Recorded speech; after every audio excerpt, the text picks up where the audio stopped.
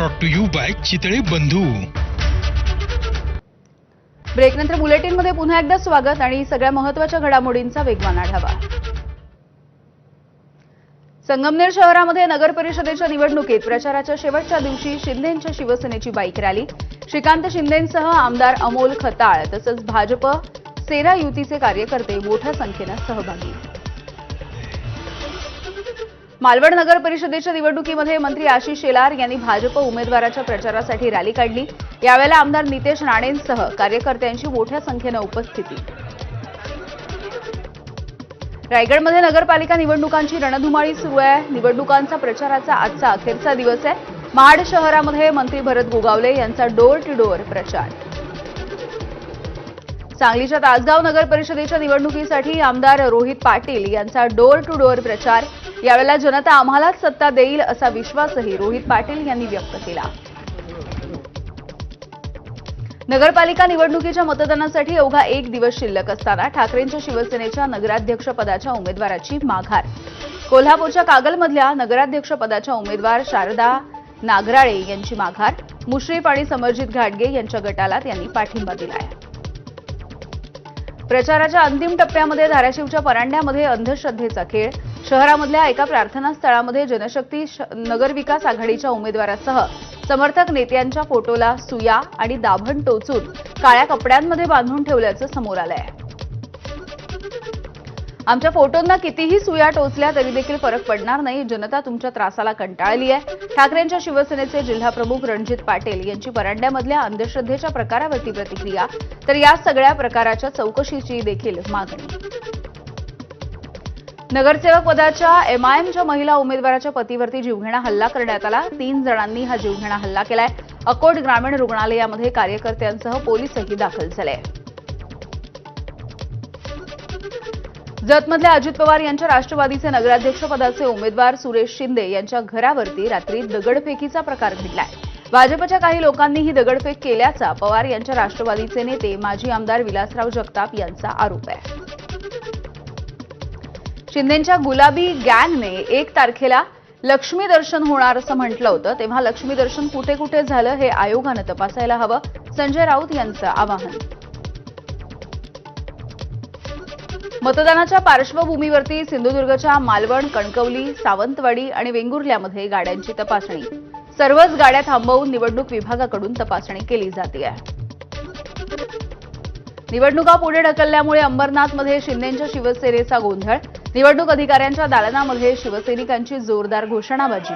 लोकशाहीचा गळा घोटणाऱ्या निवडणूक आयोगाचा निषेध असो अशी घोषणाबाजी यावेळेला करण्यात आली आहे. हिंगोलीमध्ये प्रचाराच्या दरम्यान भाजप आणि सेनेच्या कार्यकर्त्यांमध्ये राडा झालाय. पैसे वाटल्याच्या आरोपावरून राडा. पोलीस आणि कार्यकर्त्यांमध्ये हमरीतुमरी. निवडणुका पुढे ढकलणं चुकीचं आहे. मुख्यमंत्री फडणवीसांची प्रतिक्रिया. निवडणूक आयोगानं कायद्याचा चुकीचा अर्थ लावला. मुख्यमंत्री फडणवीसांची निवडणुका पुढे ढकलल्या गेल्याच्या नंतर प्रतिक्रिया.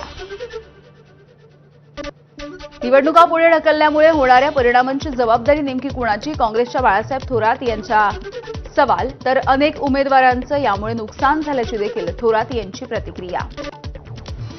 राज्यामध्ये रोज लोकशाहीची हत्या होतीये. निवडणुका पुढे ढकलण्याच्या निवडणूक आयोगाच्या निर्णयावरती काँग्रेसचे नेते नाना पटोले यांची टीका. राज्यामध्ये नगराध्यक्षपदाच्या 22 निवडणुका लांबणीवर. बिनविरोध निवड झालेल्या अनगरची देखील निवडणूक प्रक्रिया स्थगित करण्यात आली. बाळापूर, अंजनगाव, सुरजी, यवतमाळ नगराध्यक्षपदाची निवडणूक लांबणीवर. पुणे विभागामध्ये 6 नगराध्यक्षपदांसाठी 2 ऐवजी 20 डिसेंबरला मतदान. राज्यभरामध्ये एकूण नगरसेवक पदाच्या 731 जागांवरती निवडणुकांना स्थगिती. आरक्षणाची 50% अधिकची मर्यादा ओलांडल्यामुळे निवडणुका पुढे ढकलण्याचा निर्णय झाला. अमरावती जिल्ह्यामधल्या सर्वाधिक 187 नगरसेवक पदाच्या निवडणुकांना स्थगिती. त्या खालोखाल छत्रपती संभाजीनगरमध्ये 144, पुण्यामध्ये 143, नाशिकमध्ये 120, तर कोकण विभागामध्ये 69 आणि नागपूर विभागामध्ये 68 नगरसेवक पदाच्या निवडणुकांना स्थगिती देण्यात आली आहे. छत्रपती संभाजीनगर जिल्ह्यातल्या फुलंब्री नगरपंचायतीच्या निवडणुकीला देखील स्थगिती. 20 डिसेंबरला मतदान तर 21 डिसेंबरला मतमोजणी. तर 4 डिसेंबर ते 10 डिसेंबरपर्यंत नामनिर्देशन मागे घेता येणार आहे. भंडारा नगरपालिकेमध्ये प्रभाग क्रमांक 15A आणि प्रभाग क्रमांक 12A या 2 ठिकाणांच्या निवडणुका पुढे ढकलण्यात आल्या. उमेदवारांना आपली उमेदवारी मागे घेण्यासाठी पर्याप्त कालावधी न मिळाल्याच्या कारणावरून या दोन्ही ठिकाणांच्या निवडणुकांना स्थगिती देण्यात आली आहे. निवडणुका पुढे ढकलल्या तरी देखील निकाल एकत्रच जाहीर करा, रामराजे निंबाळकर यांची मागणी. सातारा जिल्ह्यामधल्या सर्वच नगरपालिकांचे निकाल एकत्र लावण्याची त्यांनी मागणी केली आहे. निवडणूक पुढे ढकलल्यामुळे मानसिक त्रास, बीडच्या परळीमधल्या भाजप उमेदवाराची प्रतिक्रिया. मतदानाची टक्केवारी देखील आता कमी होईल अशी उमेदवारानं भीती व्यक्त केली आहे. निवडणुका पुढे ढकलल्यामुळे शिंदेंच्या शिवसेनेचे नेते रवींद्र धंगेकर यांची निवडणूक आयोगावरती टीका. निवडणूक आयोगाचं डोकं ठिकाणावरती आहे का? धंगेकरांचा संतप्त सवाल. निवडणूक अधिकाऱ्यांनी जबाबदारी घेऊन राजीनामा द्यावा, धंगेकरांची मागणी. सांगोल्याचे शिंदेंच्या शिवसेनेचे माजी आमदार शहाजी बापू पाटील यांच्या कार्यालयावरती निवडणूक विभागानं छापेमारी केली आहे.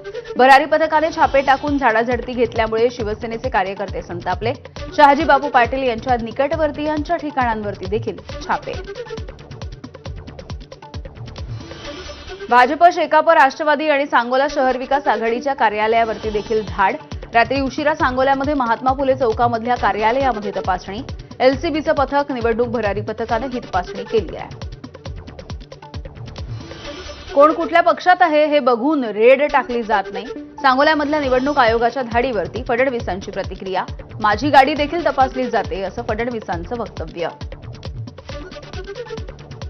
सांगोल्याच्या छापेमारीमागे फडणवीस नाही तर सोलापूरचे पालकमंत्री जयकुमार गोरे आणि माजी आमदार दीपक आबा साळुंखे आहेत.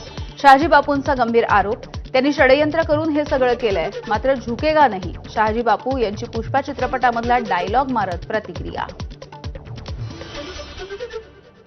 शहाजी बापू पाटील हे बोलले आणि त्यानंतर लगेचच अशा पद्धतीचे छापे पडले. यामध्ये शंका घेण्यासारखी स्थिती आहे. शिवसेनेचे नेते संजय शिरसाट यांची प्रतिक्रिया. तर कुणीही बोललं म्हणून अशा पद्धतीची कारवाई होत नसल्याचं चंद्रशेखर बावनकुळे यांचं स्पष्टीकरण. ऑपरेशन लोटसला फटका शिंदे आणि अजित पवार यांना बसणार आहे आणि शहाजी बापूंकडून ऑपरेशन लोटसची सध्या सुरुवात झालेली आहे. काँग्रेसचे नेते नाना पटोले यांचा दावा. गुवाहाटीला जाताना झाडी, डोंगर आणि हॉटेल गोड लागलेलं होतं. आता भाजप विरुद्ध ब्र शब्द उच्चारल्यानंतर छापेमारी सुरू झाली. अंबादास दानवे यांचा शहाजी बापूंना टोला. तर आता ओकेमध्ये आहे असं म्हणावंच लागेल. दानवेंचा शहाजी बापूंना चिमटा. राणे विरुद्ध राणे असं होणं हे योग्य नाही, फडणवीसांची प्रतिक्रिया. तर मी बरोबर असलेल्यांच्या बाजूनं असल्याची देखील फडणवीसांची प्रतिक्रिया. दरम्यान शिंदेंनी निलेश राणेंची पाठराखण केली असेल, मी मात्र जो योग्य आहे त्याच्याच बाजूने असल्याचं फडणवीसांचं वक्तव्य. भावाभावांमध्ये वाद लावून दुरून मजा घेणाऱ्या भाजपचा खरा चेहरा समोर. दुसऱ्याचं महत्त्व कमी करणं ही भाजपची रणनीती. रोहित पवार यांची टीका. भाजपच्या जाळ्यात न अडकता वादावरती पडदा टाकला पाहिजे. राणे बंधूंमधल्या वादावरती रोहित पवार यांची प्रतिक्रिया. एकनाथ खडसेंकडून घराणेशाहीचं राजकारण, गिरीश महाजन यांचं टीकास्त्र. तर खडसे आपल्या लहान नातवाला देखील शाळेमध्ये मॉनिटर करतात की काय, महाजनांची खोचक टीका. माझं इथे टक्कल पडलंय आणि हे मलाच शिकवतायत. उपमुख्यमंत्री अजित पवार यांनी कार्यकर्त्यांची फिरकी घेतली आहे. पुण्याच्या राजगुरुनगरमध्ये अजित पवार यांची प्रचार सभा होती. रायगडमध्ये आमदार महेंद्र थोरवे विरुद्ध सुनील तटकरे यांच्यामध्ये पुन्हा एकदा वाद पेटलाय. सुनील तटकरे यांनी आमदार थोरवे यांना डीएनएचा फुल फॉर्म माहीत नव्हता यावरून डिवचलं होतं. तटकरेंचं आव्हान स्वीकारत थोरवेंनी डीएनएचा फुल फॉर्म सांगितलाय. धाराशिवमध्ये खासदार ओमराजे निंबाळकर यांच्याकडून उपमुख्यमंत्री एकनाथ शिंदे यांची खिल्ली. शिंदेंच्या भाषणाची मिमिक्री करत ओमराजे यांनी खिल्ली उडवली आहे. तिजोरीच्या चाव्या कुणाकडे यावरून महायुतीचे नेते करत असलेल्या वक्तव्यावरती ओमराजे यांनी चांगलीच टीका केली आहे. निधी तुमच्या बापाचा आहे का? ओमराजे यांचं नाव न घेता अजित पवार यांच्यासह सत्ताधाऱ्यांना देखील सवाल. प्रचाराच्या शेवटच्या टप्प्यामध्ये सत्ताधाऱ्यांकडून विरोधकांना धमकावण्याचं काम सुरू आहे. अनिल देशमुख यांचा गंभीर आरोप. सत्ताधाऱ्यांकडून प्रचारामध्ये पैशांचं जोरदार वाटप सुरू असल्याचा देखील देशमुखांचा आरोप आहे. अनिल देशमुख यांनी 25 वर्षांच्या मंत्रिपदाच्या काळामध्ये काटोलसाठी नेमकं काय केलं? काटोल नगर परिषदेमध्ये भाजपच्या नगराध्यक्ष पदाच्या उमेदवार कल्पना उमप यांचा अनिल देशमुख यांना सवाल.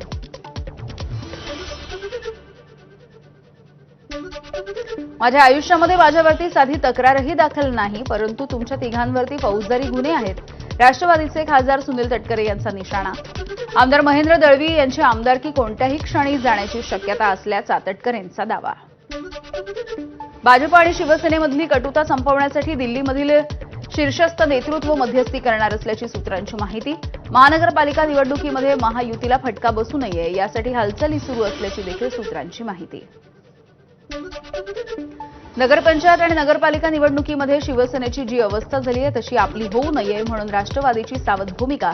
पुणे आणि पिंपरी चिंचवड महानगरपालिकेसाठी दोन्ही राष्ट्रवादी एकत्रित येण्यासंदर्भातला निर्णय हा महायुतीच्या शीर्षस्थ नेतृत्वाला विचारल्याशिवाय घेणार नसल्याची देखील माहिती. अकोल्यामधील वंचित बहुजन आघाडीचे नेते दीपक बोडखे यांची पक्षामधून हकालपट्टी. पक्षविरोधी काम केल्यामुळे 6 वर्षांसाठी त्यांच्यावरती निलंबनाची कारवाई करण्यात आली आहे. प्रचाराच्या दरम्यान मुख्यमंत्री फडणवीस आणि उपमुख्यमंत्री शिंदे एकाच हॉटेलमध्ये मुक्कामी. यावरती प्रचारामध्ये व्यस्त असल्यामुळे शिंदेंची भेट झाली नसल्याची फडणवीसांची प्रतिक्रिया. बुलडाण्यामधील तेलगू नगरमध्ये काँग्रेस नगरसेवकाच्या बॅनरवरती शाई फेकल्याची घटना घडली आहे. मतदानाच्या आधी तणावाचं वातावरण या ठिकाणी निर्माण झालंय. परिसरामध्ये मोठा पोलिसांचा बंदोबस्त तैनात. सोलापूरमध्ये पुन्हा एकदा भाजपचं ऑपरेशन लोटस. काँग्रेसच्या माजी नगरसेविका श्रीदेवी फुलारे यांची भाजपमध्ये त्यांचा पक्षप्रवेश झालेला आहे. गोल्डन नगरसेविका अशी त्यांची ओळख आहे. आतापर्यंत वेगवेगळ्या पक्षाचे 15 माजी नगरसेवक भाजपमध्ये आलेले आहेत.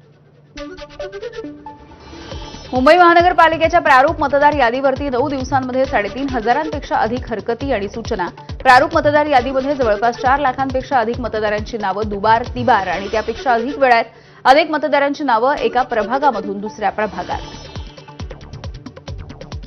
मुंबईच्या कुर्ला परिसरामधल्या एल वॉर्डमध्ये 6,834 मतदार हे दुसऱ्या वॉर्डमध्ये गेल्याची बाब समोर आली आहे. आरटीआय कार्यकर्ते अनिल गलगली यांनी ही बाब समोर आणून दुरुस्तीची देखील मागणी केली आहे. छत्रपती संभाजीनगरमध्ये ठाकरेंची